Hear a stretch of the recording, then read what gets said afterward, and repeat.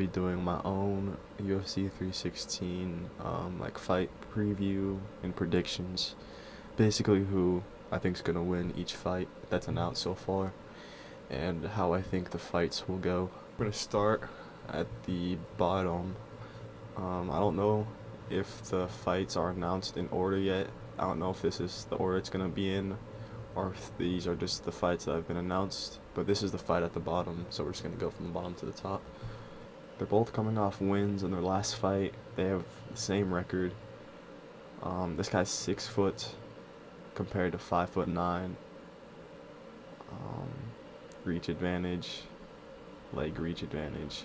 I don't know either of these people. I'm just gonna go with the guy who has the reach advantage compared to the guy who's 5'9". I'm gonna take the guy from Australia. It's my first pick. We got Jekka versus Ju Sang Woo. 14-4 versus 8-0. Last fight, loss. His last fight. So this is this guy's debut fight. He's 8-0. Okay. His height isn't listed. His weight isn't listed. Reach, nothing's listed for this guy. This guy is a regenerated player. Okay, this is him. Let's see. It's an 11 fight win streak. Okay. What's his like reach and stuff? Yep, no reach. He's 5'9" though. This is him. I don't know who the fuck either of these guys are. He's 8-0 though, and it's his debut in the UFC. I'd say he gets it done. I'd say he wins. I don't know how. I don't know. This fight, Wang Chong versus De Silva. I have Chong. I think I watched her fight before her last fight, but I don't remember it. I just know that she was fighting. This girl is 17-10, coming off a loss. They're both pretty similar except for the reach. She has a reach advantage. She's kind of bad though, I won't lie. So I'm gonna have to go to Silva on this one.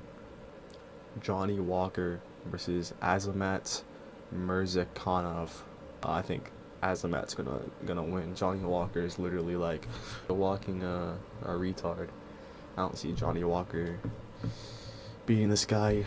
I've never seen a fight of him, but he's 14-0, and this guy's 5'10". This guy's 5'10" and 205 pounds. I'd still give it to Azamat. I'm guessing. I'm just gonna assume he's a wrestler, so we're just gonna put him on above Johnny Walker. Next fight, Bruno Silva versus Joshua Van. I'm not even gonna go deep, explain. I'm obviously gonna go Joshua Van. I remember watching his debut in the UFC, and I can say Joshua Van is probably, I think he's one of the only fighters where I've seen like every single one of his fights in the UFC, because he's obviously like pretty new. Like it's easier to see, but like to see him at the very bottom, and then now he's kind of getting up there, so it's good to see. I'm personally a fan of his. When he gets the belt, come back to this. I've been there since day one. Coming off a loss, 5'4". We're gonna go Joshua Van on this one, and for the first time I'm gonna predict the way. I'm gonna say Joshua Van by KO. Joshua Van by KO. Next up, we got Vicente Luque versus Kevin Holland. This is interesting. This is an interesting fight. Time I bet on Vicente Luque, he fought Joaquin Buckley, and he literally just like sat there and got beat up. So I don't know. Compared to Kevin Holland, I don't think I watched his last fight because it said he won. I remember the last fight I watched with Kevin Holland was versus the Riddler, where he just got fucked. So recent memory isn't serving me well for either of these guys. But I'm gonna go Kevin Holland. I'll go Kevin Holland. He's He's just that journeyman, staple journeyman. He's gonna win 2, 3 in a row, and then they're gonna put him against a contender, someone coming up, and then he's gonna lose, and then he's gonna have a warm up fight, or just like a fight against someone around his level or lower, and then he's gonna fight someone a bit better than him that people don't think he's gonna be able to beat. He's gonna beat them, and then they're gonna put another prospect, and then he's gonna lose again. So it's just Kevin Holland has a cycle going on. It's the same cycle, but I fuck with Kevin Holland, and I think he's gonna win this fight. This is a fight that I'm excited for. I want Marlon Vera to like touch this guy very, very hard. I want him to get touched very hard. I want him to get abused. I want him to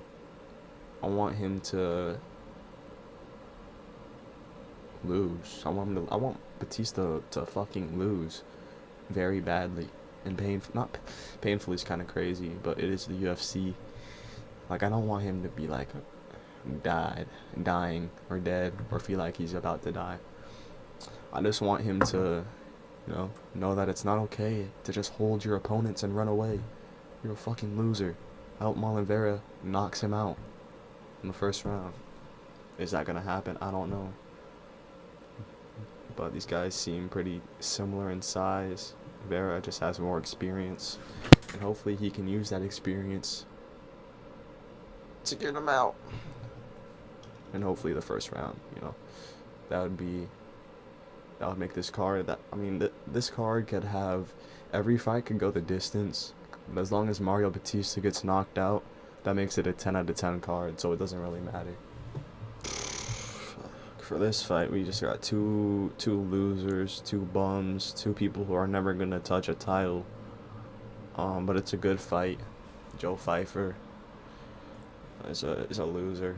Kevin Gastelum, I can't hate on him. He's just fat and unconditioned, and it like seems like he doesn't care, but he's cool. But if I had to pick between one of these guys, it'd have to be Joe Pfeiffer, just because I don't think that he'll have a crazy, career with a title run or defenses or anything. He can still have an entertaining career. I mean, look at people like Kevin Holland, like a Dustin Poirier, or someone like that. He can have moments. He probably will have moments, unless I just have zero ball knowledge. But again, I think Joe Pfeiffer will win.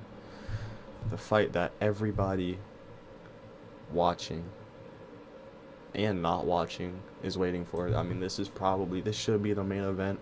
I don't know why Sean versus Merab is even on this card when we have Juliana Pena versus Kayla Harrison. Please tell me why this doesn't have its own card.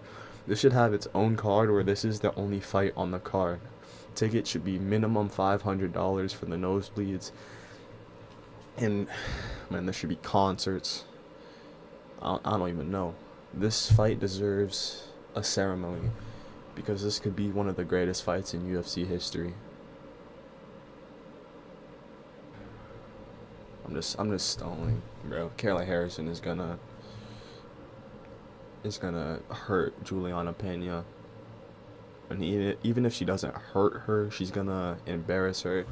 And that hurts for me to say, because Juliana Pena is from the same town as me, so it's just like, I want her to win, but she's not going to win. So, you can't win them all. She has the belt, so maybe she's a little bit more locked in.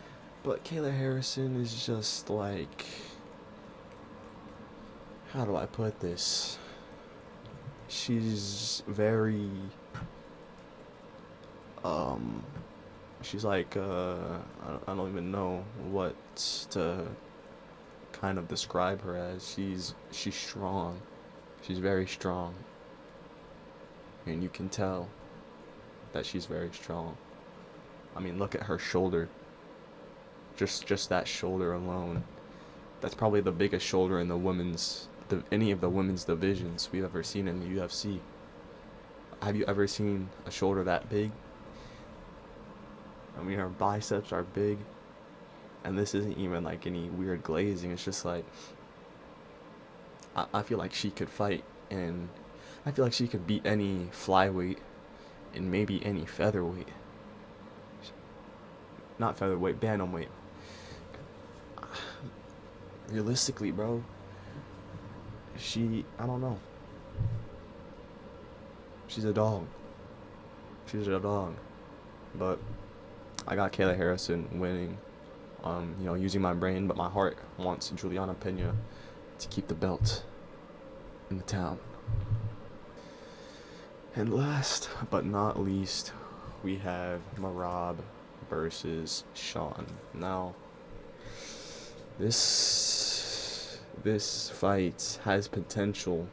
This fight has the potential to be exactly like the last fight, or Sean has the potential to go out there and show everybody, why he's so hyped, I guess. I think his hype train definitely got derailed after that last fight.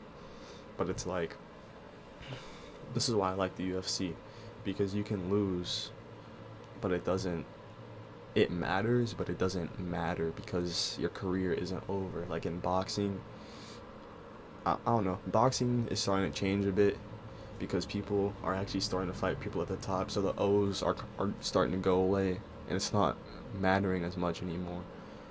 But like,